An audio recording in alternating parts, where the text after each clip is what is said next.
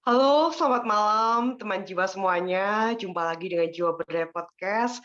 Podcast yang berkomitmen untuk menjadi teman jiwa, teman-teman semua untuk selalu bertumbuh dan berdaya. Pada malam hari ini kita kedatangan guest star, yaitu Miss Josephine Juwana Budiman. Beliau adalah seorang HR manager, seorang psychologist, seorang runner, seorang mom of three, seorang teacher. Jadi emang multi talenta seperti itu. Jadi emang keren banget. Kita akan sharing dengan beliau, menggali life experience beliau, wisdom beliau, point of view, mindset beliau. Karena memang apa yang ingin Jiwa Berdaya share-kan kepada teman-teman semua adalah sesuatu yang kami harapkan bermanfaat dan dapat membuat selalu bertumbuh dan berdaya. Oke, Miss Jo, good Hai, night. halo, hai, Halo, good malam, evening. good evening. Malam. Apa kabar nih? Sorry, what do I call you now? Nurul atau Ila nih? Bebas, bebas, Miss Jo. Kita Bebas. casual aja nggak, Pak? Iya, bebas. Oke, Ini oke, oke, alright, Ila, fire away, fire away. Thank you so much for inviting me. Terima kasih sudah mengundang saya ada di sini. And I'm happy to be here. I'm really happy to be here. And you always praise apa ya? You always have such nice things to say about me. Sebenarnya it's an honor for me to be here.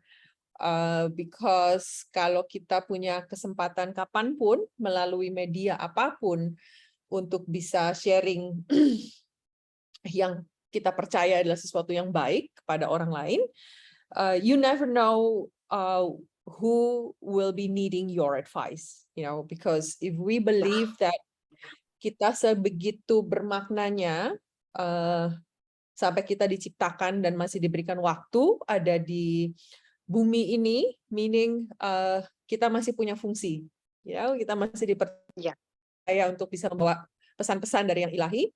So if at any time you are given any chance to share whatever you believe is good, then please do that, because you never know siapa yang akan butuh gitu. So if you can just reach out to one person dan mungkin pas connect di waktu yang benar-benar orang itu butuhkan, you never know kapan kita akan bisa jadi empower people to tumbuh dan berdaya, seperti the title of this podcast, ya. So thank you for having me. Iya. Miss Jo, seperti Miss Jo sampaikan tadi bahwa kita nggak tahu nih di titik mana kita akan menjadi inspirasi atau membagikan sesuatu yang bermanfaat dan dibutuhkan orang lain. Dari situ saya ingin share kepada teman-teman jiwa semuanya bahwa Miss Jo ini dulu adalah rekan kerja saya, and I admire her seperti itu. Salah satu poin yang paling saya admire dari Miss Jo adalah disiplin, about disiplin. Very tough, kuat, very strong woman, kind of Wonder Woman ya Miss ya, seperti itu. Dan benchmark menurut penilaian saya pribadi, keunggulan benchmark Miss Jo itu disiplin, seperti itu. Nah, Miss Jo gimana nih? Miss Jo silahkan cerita nih, how to mindset yang tepat dan shaping habit daily behavior yang tepat untuk create disiplin in the jiwa sehari-hari.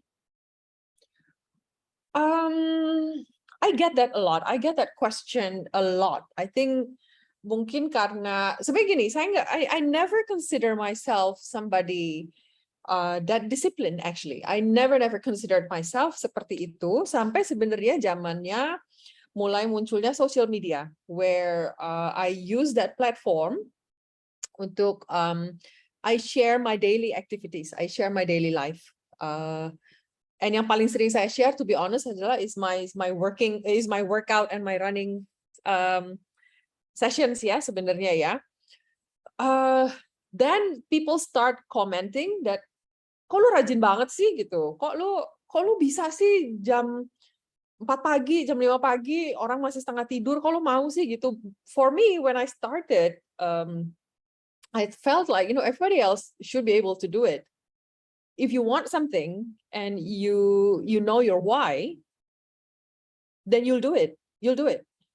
For me, it's as simple as that gitu. But then I understand the fact that many people ask me, kok lu bisa sih gitu. Sebenarnya ya kalau buat aku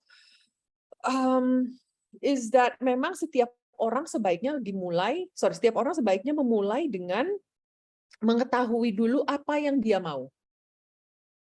You have to know what you want first. You have to know what you want. Dan if you believe it's strong enough, memang itu Anda percaya sebagai sesuatu yang baik buat Anda, then you'll do it. You'll do it. It's actually semudah itu. Yang sulit sebenarnya adalah number one is knowing your why and taking the first step. That would be the most difficult challenge sebenarnya. Karena once you get the rhythm going, kalau kita sudah punya ritmenya, ya, akhirnya dia akan terbangun dengan sendirinya.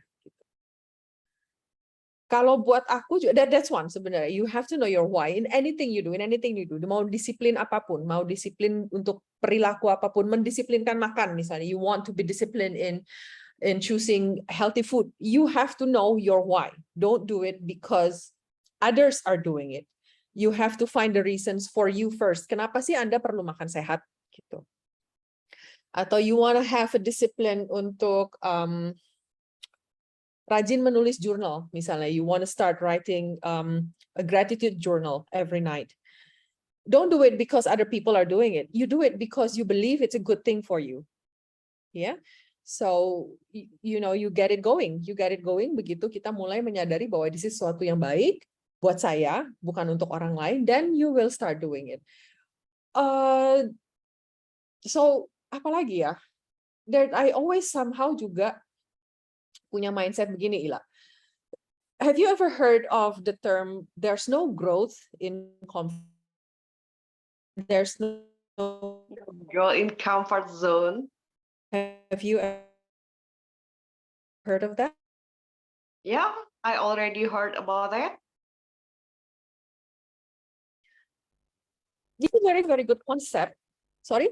Yeah, okay. That's actually a very, sorry, my internet connection is not stable. I hope it's okay. Wait, hang on. Okay, so that is a very good concept, Ila, but I sort of tweak it in a different way for me. This is what works for me, yeah? The fact that I'm growing, meaning the fact that I'm learning, I am getting better, I find that comforting. So I do find comfort in growth. Okay, I get kinda challenge ourselves gitu ya, Miss ya. Kayak tertantang to grow and grow always gitu ya. Ya, dan grow-nya nggak harus selalu jadi sesuatu yang begitu besar, nggak harus jadi yang fenomenal banget baru berasa, oh I'm actually growing, oh I'm actually successful, oh gue berhasil ini, gue berhasil itu. You will find comfort in knowing that you put extra effort today and you are getting better than you were yesterday. You find comfort in knowing that kalau semakin baiknya saya, berarti saya akan jadi semakin baik melakukan roles apapun. Because you mentioned I carry a lot of roles, and that's true. I do carry a lot of roles.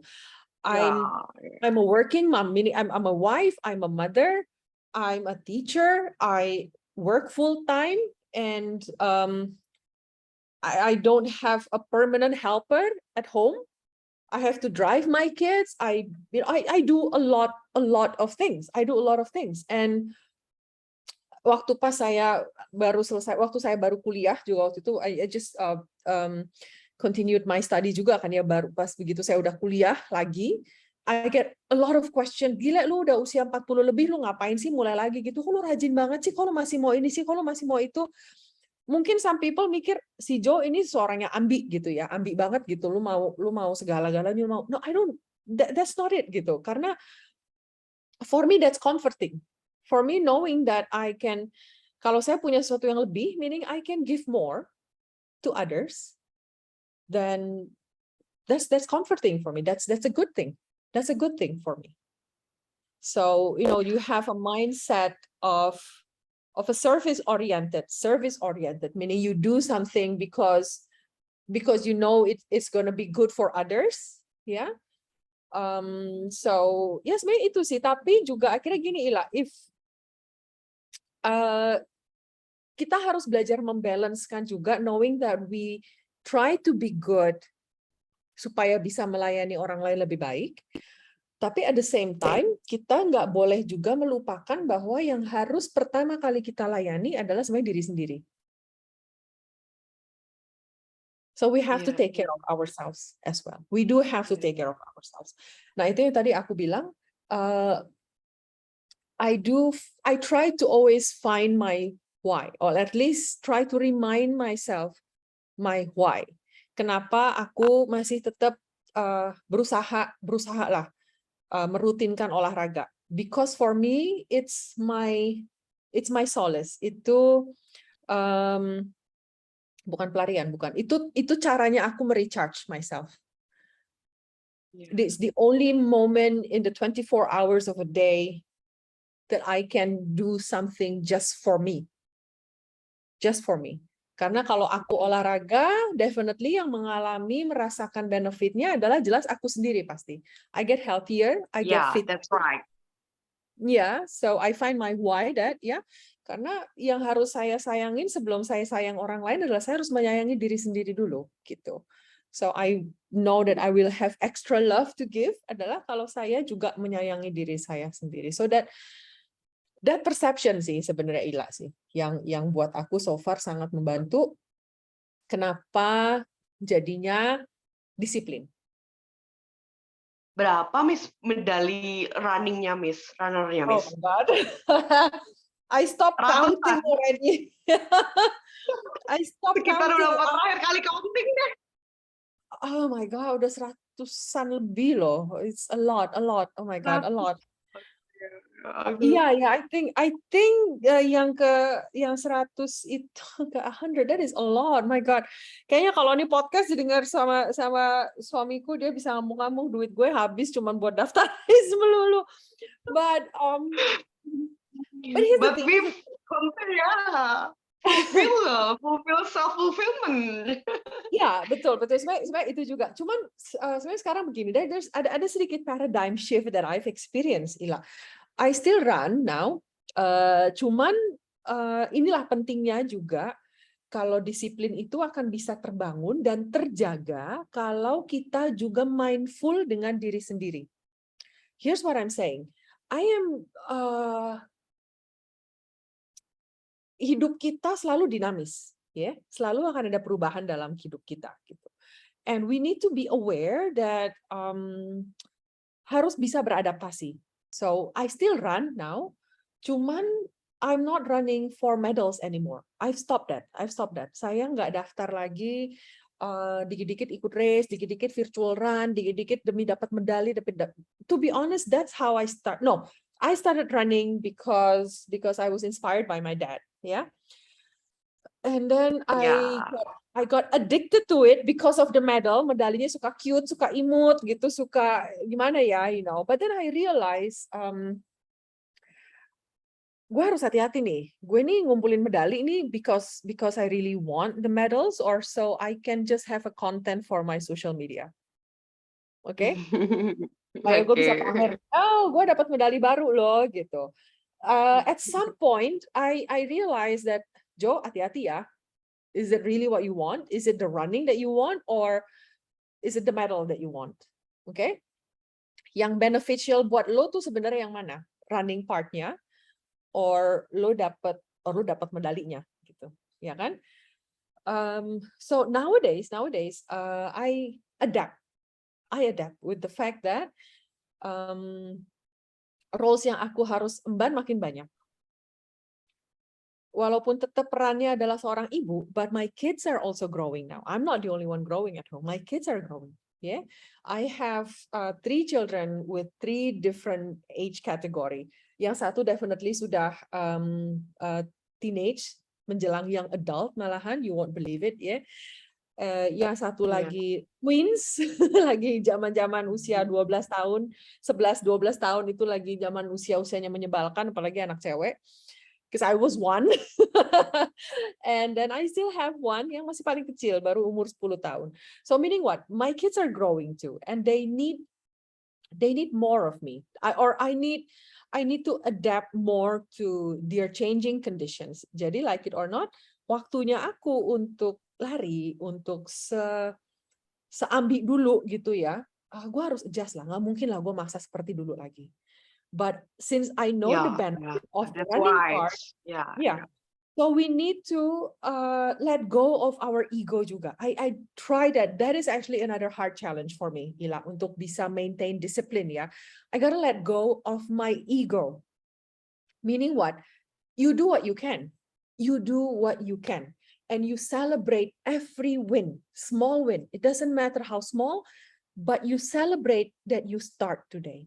You celebrate that you walk out today. You celebrate that you run 15 minutes today, 30 minutes today. Mungkin nothing compared to how I ran 2-3 years ago. Sebelum pandemi apalagi, lebih parah lagi, Ila. Aku tuh setiap minggu, every week, every Sunday, itu pasti minimal half marathon. Minimal.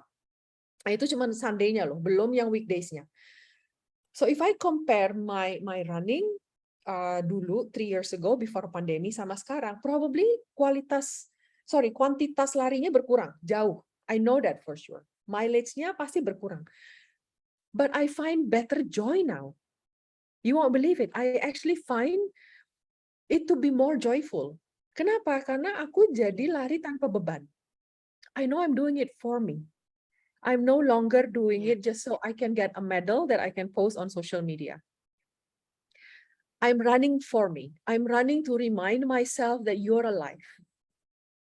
Pas lari itu kita akan ngos-ngosan. There will be moments during my run when I'm running, there will be moments where I feel like, why the hell are you doing this? Okay, you're pushing yourself sampai ngos-ngosan, like you're dying. But why are you doing this? But actually, that reminds me to be thankful. Hey, you're still breathing. Hey, your legs are still moving. Do you know how many people wish they could be running right now? Do you know how many people wish to be breathing perhaps right now? So you should be thankful. Iya, iya, You should be thankful. iya, So iya. walaupun cuma lari 30 menit sebelum berangkat ngantor, cuma dapat 2 kilo, cuma dapat 3 kilo, it doesn't matter for me anymore. I find more meaning in that. So, again, find your why, and it would be much more beneficial if you know that your why is for you. Everybody's why will be different. Everybody's why will be different. Tiap orang akan punya reason yang berbeda. Tiap orang pasti akan punya goal yang berbeda, ya kan? Jadi buat aku, no, you know what? You do it because it's for you. So then you will let go of your ego, and you will stop comparing yourself with others. Then you're Iya, going to start celebrating you. You're going to start iya. celebrating you. This is what I mean by, Celebrating you. yeah, I love this word. this is what I mean with what I said tadi, find comfort in growing, because you get to celebrate whatever it is that you can do, no matter how small, no matter how small. I just talked to a friend of mine today. Aku baru ngobrol sama temanku hari ini. She's going through some really tough time right now. Di usianya yang udah she's 45 plus ya, jadi udah menjelang 50. And she's going through some really tough time. She's entering menopause juga. And so for a woman, ada banyak sekali expectations of us women yang sebenarnya dictated by the society.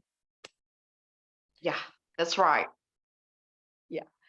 Dan itu memberikan ekspektasi juga yang unrealistic kepada diri kita sendiri sebenarnya. We are Kayak told, brainwash gitu ya. yeah. And banyak juga dari peran-peran banyak juga perempuan yang mau nggak mau harus jadi mengambil peran ekstra simply dia karena dia adalah perempuan. Ini aku ngambil contoh yang paling gampang karena aku selalu di bisnis sekolahan. But let me give you a very very simple example, Ila. Ila juga pernah kerja di sekolah ya. So setiap kali ada grup untuk orang tua murid 99,90% itu pasti anggota grupnya adalah ibu dan bukan bapaknya anak-anak. Right?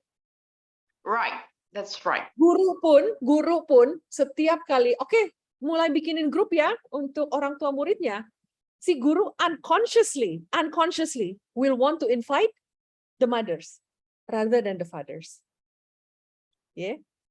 That is already embedded in our mind loh. Itu sudah tertanam banget loh di kepala kita loh. And we cannot fight that just yet. Kita belum bisa ngelawan itu. So we do what we can. Except that memang ada certain rules by the society, dictated by the society, yang kita nggak bisa lawan. So what do I do? What do we do then as a woman? You celebrate you. You accept you. And I share this with my friend. So she shared with me how she started to feel unpretty. She started to feel unhappy with herself. When you get to that age, one day you'll feel that. You'll feel changes in you. Kita akan mulai berasa perubahan. Hormon itu nggak bisa dilawan, betul? So mulai terjadi perubahan, kulit lebih gampang kering, makan sedikit, kita nge-like foto Instagram, tiba-tiba udah naik 500 gram gitu. Things will start happening to you naturally. But because kita selama ini as growing up as a woman, we have been dictated for so long by the society yang kita nggak bisa lawan. When nature starts to take over, makin senep lah gitu. Jadi makin sebel gitu. Kapan gue bisa punya hidup gue sendiri? Waktu gue lagi growing up, the society dictated me loh. Gue harus jadi anak yang baik. Kalau anak perempuan tuh harus lebih sabar sama orang tua. Anak perempuan harus lebih sabar ngadepin ke saudara yang laki-laki. Perempuan itu harus siap jadi masuk di grup orang tua. Perempuan harus siap begini.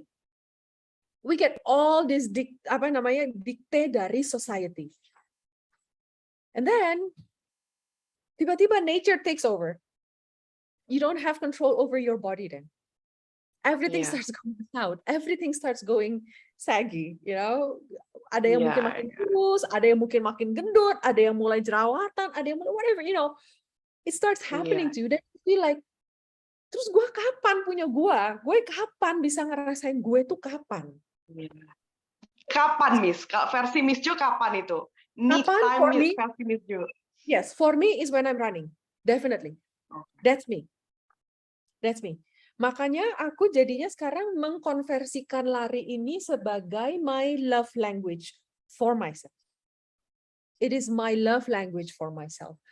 Love language salah satunya itu kan words of affirmation. That's the first one. You have to say nice things about you. So when I get to run that day, or when I get to exercise, karena nggak cuma running, I do other types of exercise also. But intinya, whenever I get to spend 30-45 minutes in a day just for myself, I said it with the right intentions. That is my words of affirmation.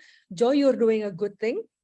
You're taking care of you, and you should be proud of yourself for doing that. That is my love language for me.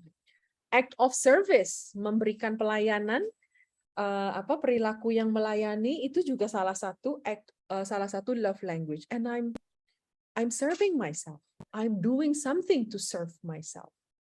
I'm no longer doing it untuk kurus. No, I'm no longer doing it, as I said, for the medals. I'm doing it because that's how I love myself. And others will find different language. Others will find different ways. Yeah, but you do have to find it. Sebaiknya you have to find it. Sebenarnya it's not just for women. Gak cuman buat perempuan, Rila. Untuk semua orang sebaiknya mulailah mencari bahasa cinta untuk dirinya sendiri. Because you gotta start with you. Yeah. You gotta start with you. And I like the name of your podcast, Jiwa yang Berdaya. Kalau kita mau punya daya, ya berarti kita harus merecharge. Kita harus mengisi terus dayanya kita, right? Mengisi daya bagi seorang working mom nih, working mom yang seperti Miss Jo, psychologist, HR manager, teacher, mom of 3, runner, etc. seperti itu. Work-life balance-nya gimana, Miss? Work-life balance strategi yang keyword banget dari Miss Jo nih. Untuk ibu-ibu working mom di luar sana yang mendengarkan nih, perlu nih work-life balance strategi yang halo Jacob. Hello Jacob. Yeah. Okay. Sorry. He always does that. Okay. Thank you. I get your question, Ila. So cute ya. Cute but annoying. He takes after his mom. Cute but annoying. Okay, I get your question. How do I balance it? I found a very interesting concept about balancing, about the word balancing sebenarnya. Hello.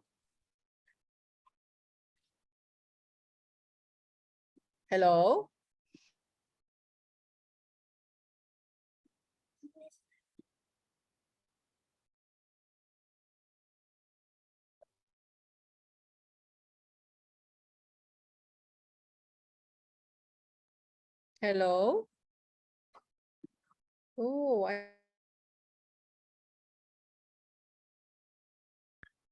hello.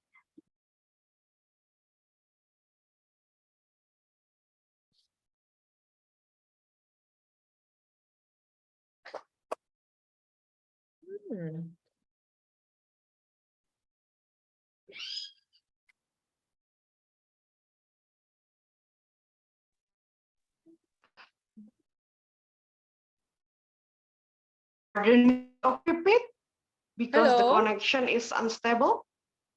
I think so. I don't know. My connection is okay now. Hello? Yeah, pardon me, Miss. Is it okay to repeat? Yeah, hello? Yeah, okay, sure. Yeah, sure. I'll repeat. No problem. Okay, can you hear me well now? Udah okay? Okay. Nice. Okay, so I get your question.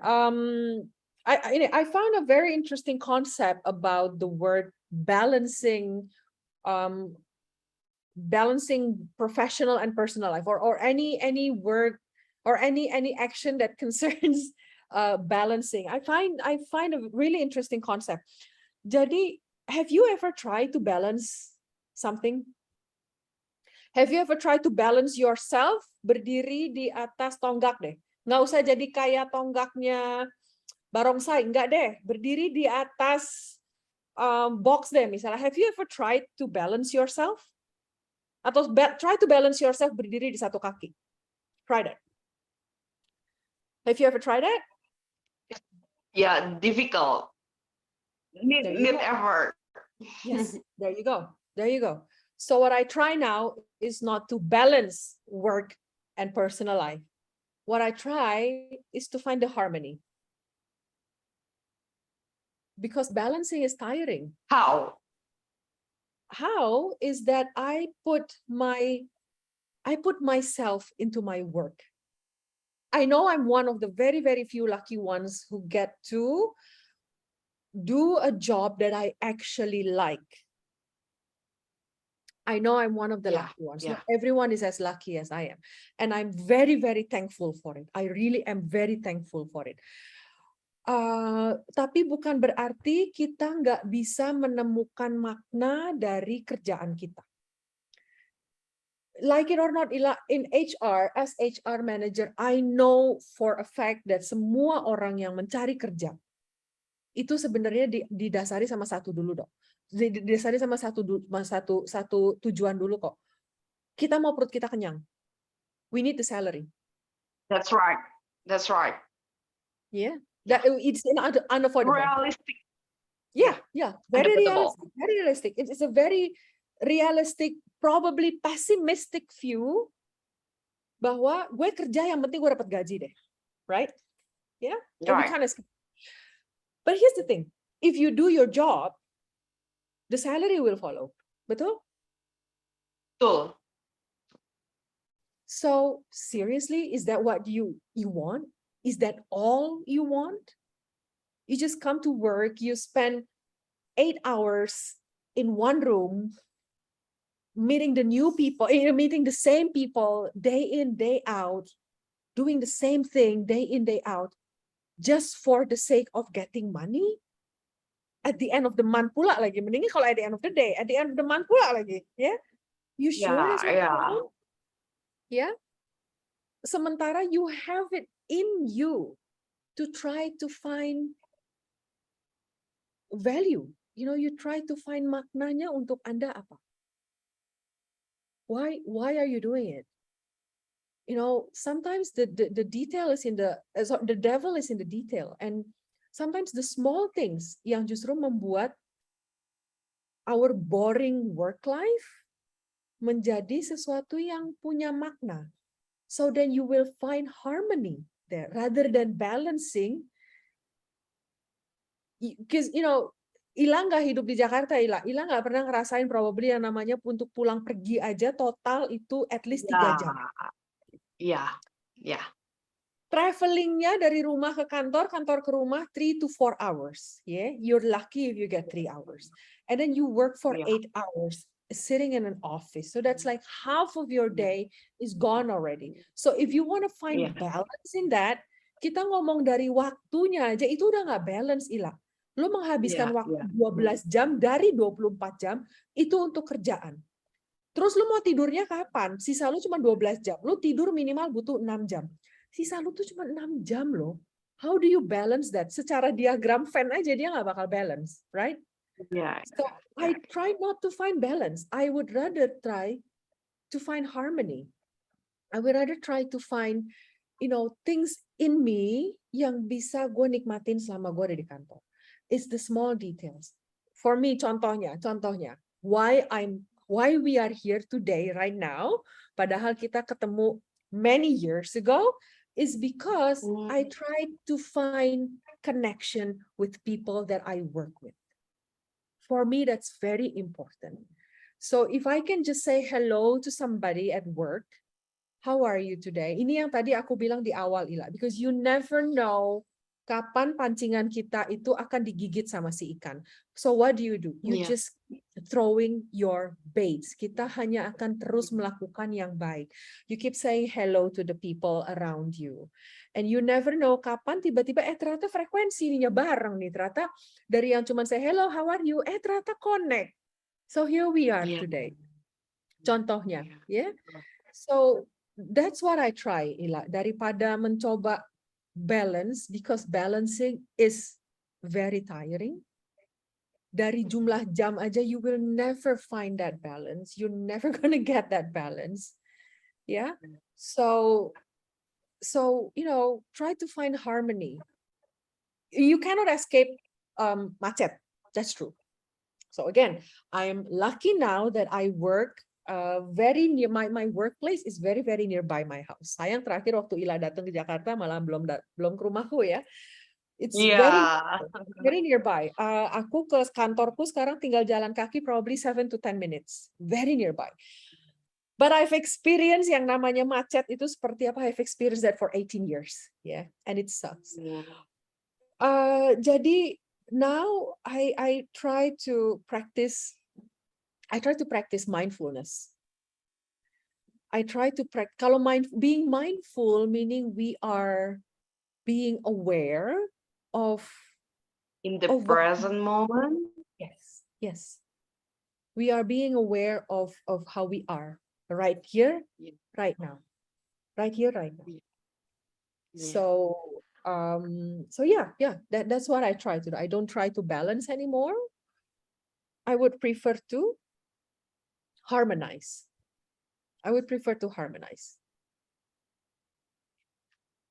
Berbicara tentang mindfulness, Islam tuh sangat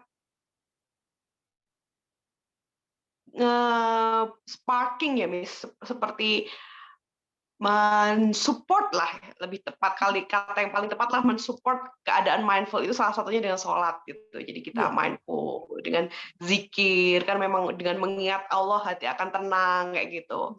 ya, ya.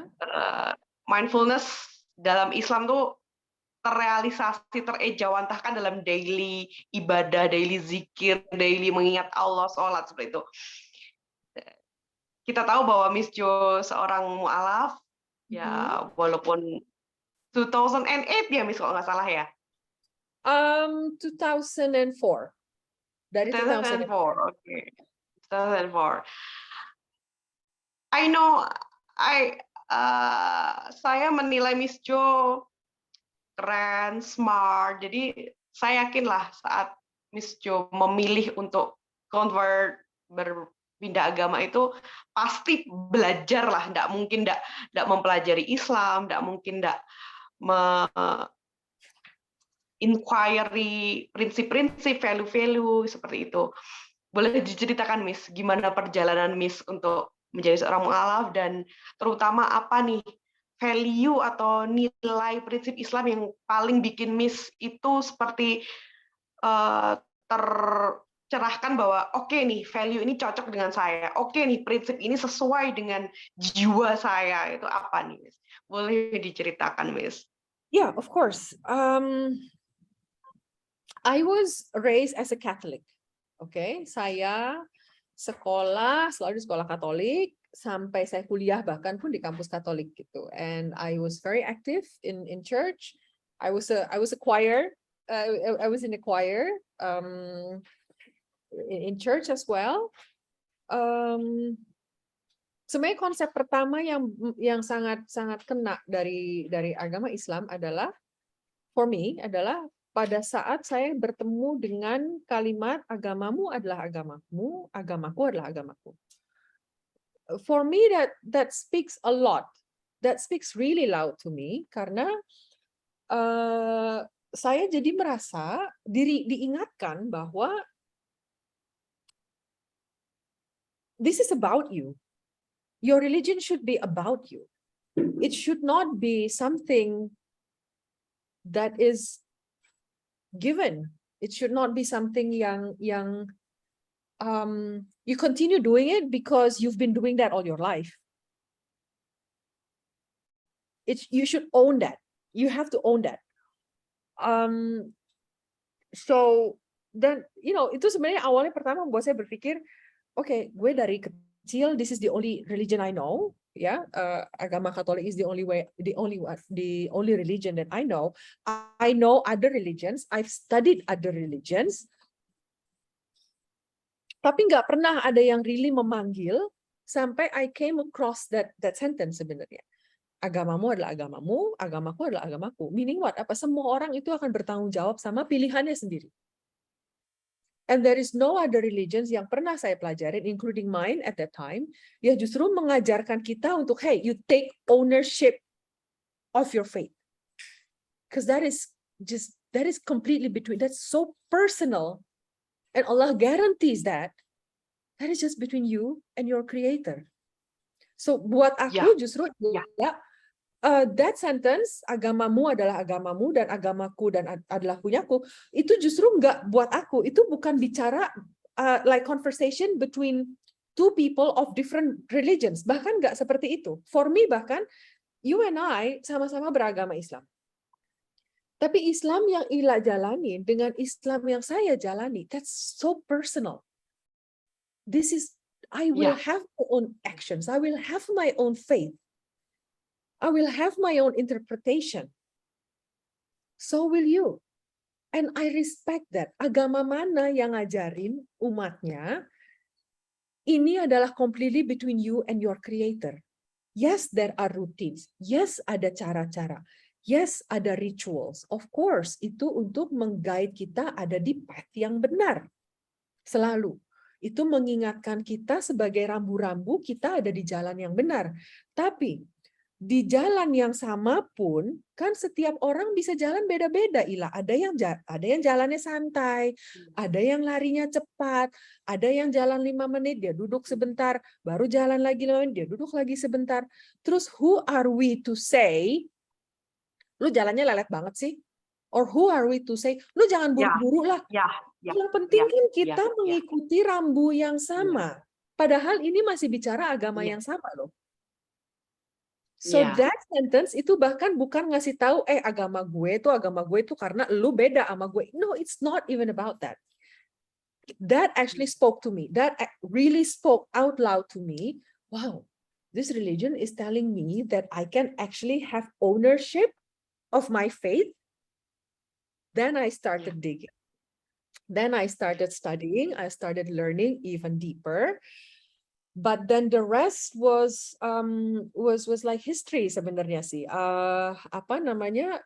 Yang sebenarnya akhirnya membuat aku agak shock is I don't know if I told you about this, but aku dikasih mimpi 3 kali kan ya. I think I share with you about this. Ya, ya, already, ya. Ya, sebenarnya yang itu akhirnya yang buat aku agak wow, okay. But anyway, itu sih masalah spiritualnya. But I think we need to. I want to invite everybody to tap into more of a logic mind here karena justru jadi mau menjelaskan bahwa agama Islam ini sangat logik. Justru mengajarkan umatnya, you have to be logic, and there are logical explanations. This religion is the only one that tells you, you get to own it. You get to own your feelings. You own yourself. You own your faith. You own your responsibility. That's so nice sentence. You own your faith. You own yourself. You own your religion. You own your we have our responsibility to in touch with our God in our self style. Yes. Yes. Okay. Aku sharing sesuatu ya, Ila ya. And I think this is very very personal to me.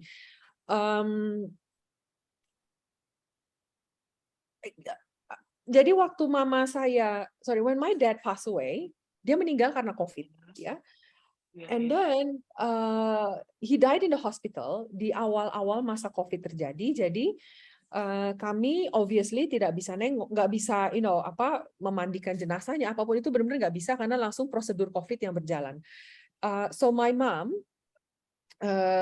I had to tell my mom, who was at that time juga lagi positif COVID. It was a really difficult time for me. It was a very very difficult time for me to come home from the hospital. Baru dapat kabar ayah saya meninggal, and I had to come home to my mom and tell her and break the news to her. My mom was still a Catholic, okay? So ini, that sentence agamamu dan agamaku, ini yang membuat saya memberanikan diri, and I truly believe this. When I came home, I set my intentions to myself, Jo, the purpose is for you to believe that God will speak through you. You have to break the news to your mom, a very difficult news. And it's so hard. You better open yourself and let God speak to you. And let God speak through you. Karena I know my mom will be very heartbroken dan gak ada yang bisa mengatasi rasa sakitnya dia kecuali Tuhan sendiri. Okay? I prayed that before I open up my mouth to say anything to my mom. Aku cuma ngeset intensiku, Jo, pokoknya biarkan Tuhan bicara kepada Anda dan bicara melalui Anda. Okay, that's what I tried. So I told my mom, and then dia punya reaksinya dia sendiri ya. I don't want to go into details, but then I decided, Ila, untuk mengajak mami berdoa dengan agama yang dia tahu, dengan doa yang dia tahu, dengan doa Katolik yang saya kebetulan juga masih hafal. Okay? because I was man Oke, 24 years I was a Catholic, so of course I remember. I iya still iya, remember the prayers. iya. So what I did was I held my mom's hand karena aku bahkan nggak bisa peluk loh. I could not even hold my mom. Okay, she was Iya crying. She iya, was, but iya. I couldn't even hold my mom. So I just held her hand, and then aku bilang, Mom, yuk kita berdoa. Then I started to recite the Catholic prayer. Saya mulai melafalkan doa Bapa Kami bersama mama saya. And in my mind saat itu, Ila, saya bahkan nggak kepikiran bahwa Allah saya akan mengatakan saya murtad. To be honest, I was not even thinking about that. Because Allah juga ngasih tahu saya harus menjaga orang tua saya. Saya harus Iya. membuat orang tua saya terlindungi. Saya harus membuat sebisanya saya membahagiakan orang tua saya. I have to serve Iya. others. Iya. And this is my mom we're talking about. Yeah. And this is the only way I know to comfort her. So, agamamu, agamamu, agamaku, agamaku.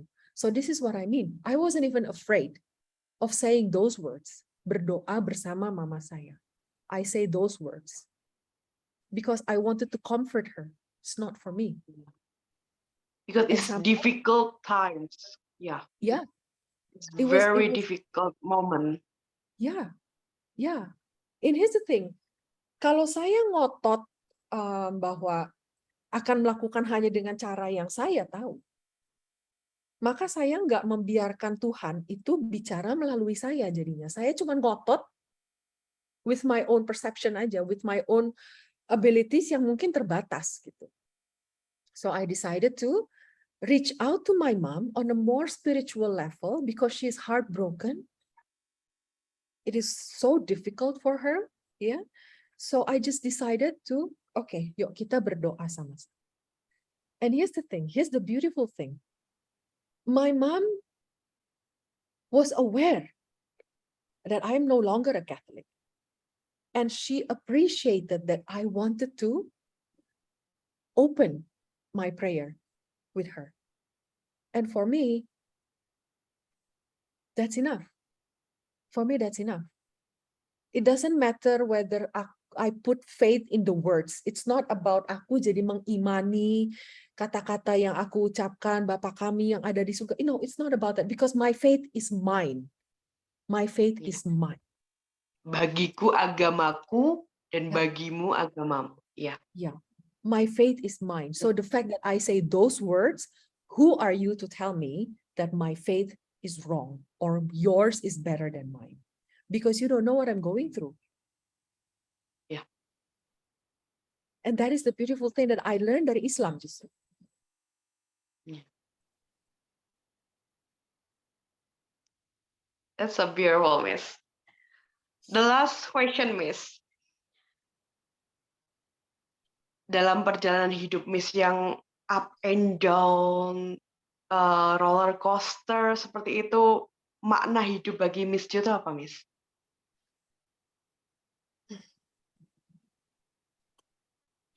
Allow me to rephrase the question or allow me to rephrase the sentence jadi seperti ini, Ila, ya.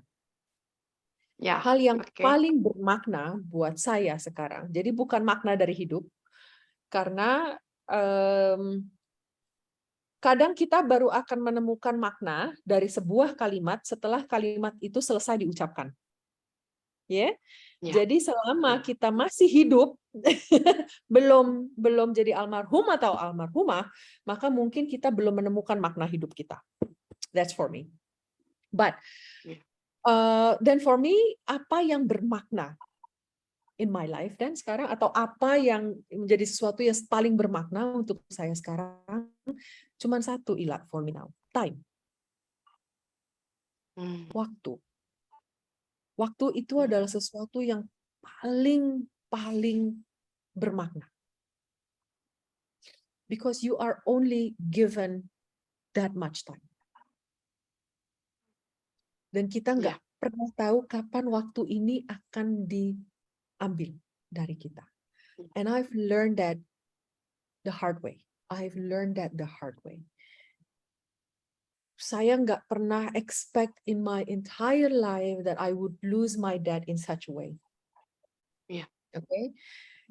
10 days in a hospital. In my mind, my dad is like my superhero. He is so big, he's so healthy, he inspired me to run. Okay. So he was like my superhero. And then for him to be taken away so quickly, like, man, I wasn't prepared for it.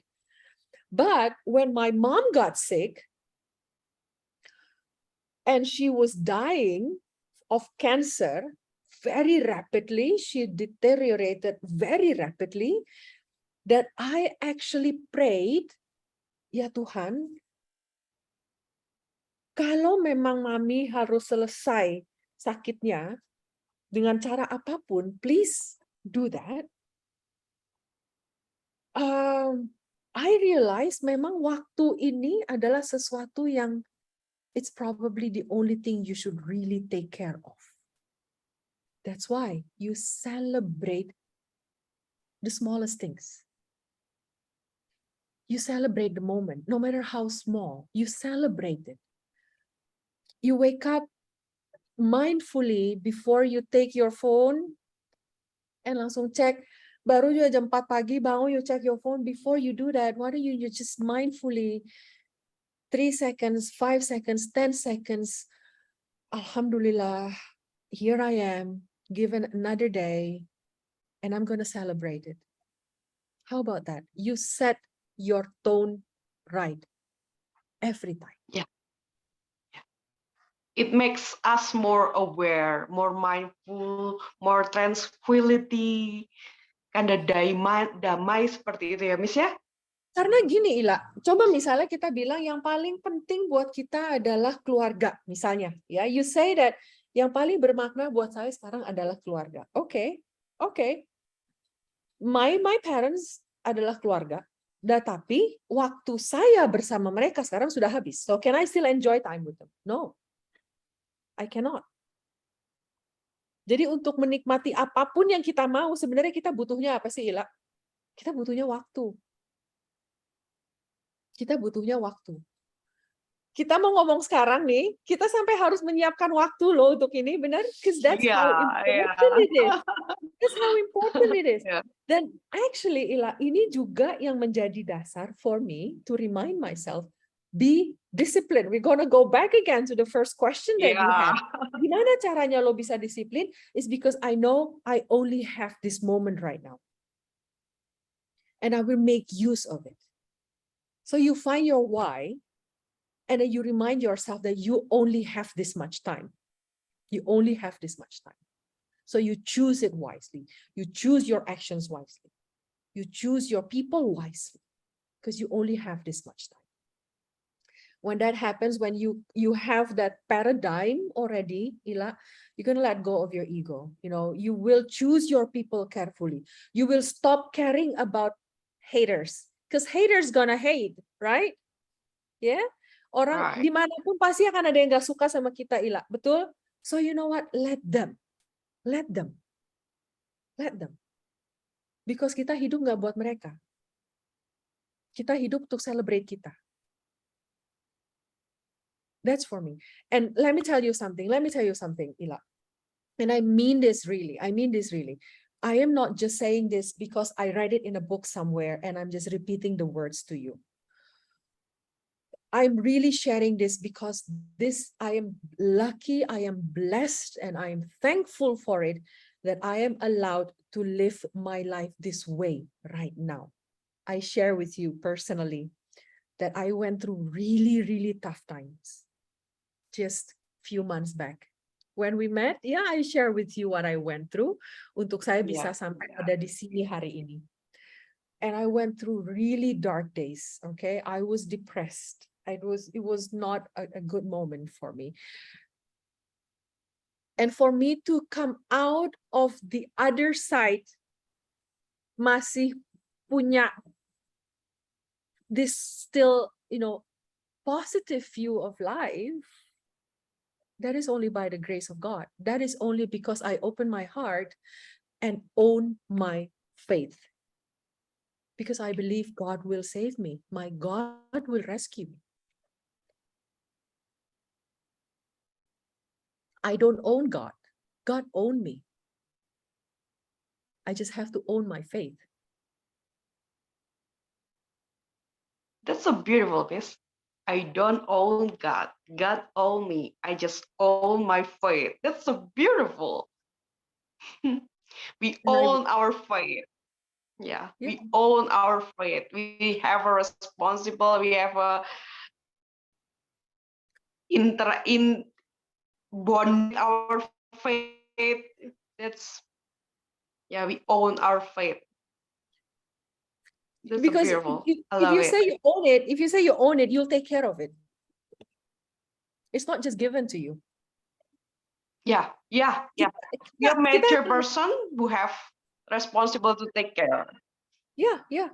Kalau cuma dikasih, kita nggak bakal ngejaga. Jadi mungkin kita jaga, mungkin juga enggak. Namanya dikasih kan probably bukan punya kita gitu. But if you own it and you choose to own it, you buy something like this is my I have ownership over my phone and I'm gonna take care of it then, because untuk mendapatkannya itu nggak mudah gitu. So jadi untuk punya faith, to own that faith juga nggak mudah gitu. Jadi aku juga nggak takut diberikan cobaan apapun, Ila. You just gotta let go of that. You gotta let go of your expectations of life.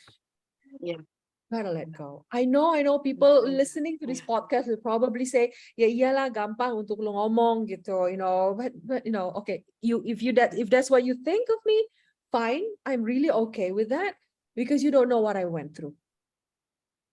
For me, that's okay. Yeah. But now I'm in a stage of my life where I let go of life's expectation. Let life happen. Let life happen. Because aku nggak pernah tahu kapan yang akan jadi momen terakhirku. So whatever moment I have that I'm still allowed to have, like right now, I'm allowed by the grace of God to spend it with you. I'm gonna celebrate it, and I'm happy with it. I'm happy to do this. Because that is how you make your life worthwhile. Sehingga when your life is finally over, and it will, because nobody gets out of life alive, So when the sentence, your sentence is finally complete, then people will find the meaning of your life. Because your life is not for you to understand. Your life is for others to understand.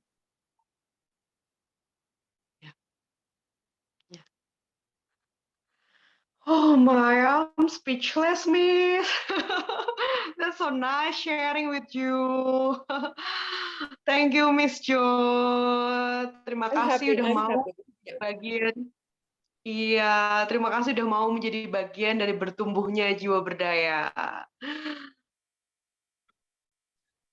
My pleasure. Demikian teman-teman jiwa semuanya, malam ini sharing kita dengan Miss Jo sudah berakhir. Terima kasih kepada Miss Jo, karena kami berharap, jiwa berdaya berharap semoga apa yang kami sharingkan, even setiap patah kata itu pun dapat membuat pemantik yang men-trigger, yang men-spark, bertumbuh dan berdaya selalu.